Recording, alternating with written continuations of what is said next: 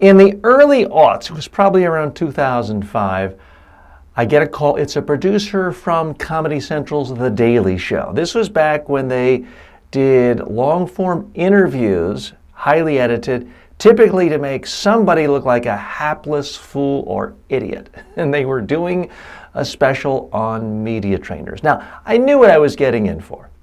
I was a big fan of The Daily Show, and at least in some quarters, it's considered an honor to be on, so I said sure. They came to my TV studio in Midtown Manhattan, and this was elaborate. I've seen major films and their productions have fewer people than this. It seemed like there were 30 people. They were in my studio for 2 days. This was all for about a 5-minute segment. They did everything from every single angle, multiple times. True professionals. And by the way, if you Google it, you may still find it online on YouTube as well. It's still a funny piece. But here's what happened. At some point, the interviewer sees the items I have on my wall behind me and on a shelf. One of the items is a truck from a well-known oil company, a toy truck. Happened to be one of my clients that I didn't do media training for. I did presentation training for this company. So the reporter is asking me during the interview, hey, tell me about all the good things that company, and they pointed to the company and mentioned it by name. Tell me all the good things they do for their environment and the environment in general.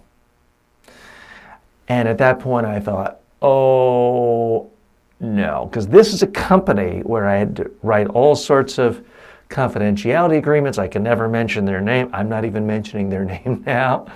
This is a company where if anyone in the company does talk to the media, they're typically taken out back and, well, you never see them again. So I instantly calculated that there's nothing I could say if it were quoted that would be anything other than getting me fired from, at that time, my biggest client. So I didn't say much. I'm sure I looked a little bit panicked. And I said something to the effect of, It wasn't great. So 2 full days of interviews, lots of material. I didn't mind them making fun of me, and they did. But after the shooting was over, but before the story went on the air, I called the producer. And I just begged. Got on my hands and knees and said, I'm begging you. Look, I don't mind you making fun of me. I don't mind you making me look like a fool. I know you've got to do your job. But all I ask is, if there's any way you could just not use the part where your correspondent asked me about the oil company. Because if you do, they will just say, no one in this company can ever use TJ again. And you're going to cost me a lot of money. And I know that your first job is going to be to put on a good comedy show, but you're not really out to have me lose a lot of money. So I'm begging you. He called back a day later, said, okay, we looked at it. Yeah, we don't need that part, don't worry. And sure enough, it was not used.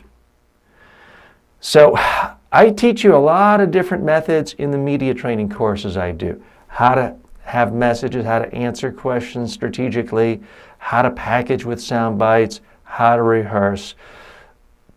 But there is one tactic that occasionally needs to be used and is also effective. And that tactic is good old-fashioned begging.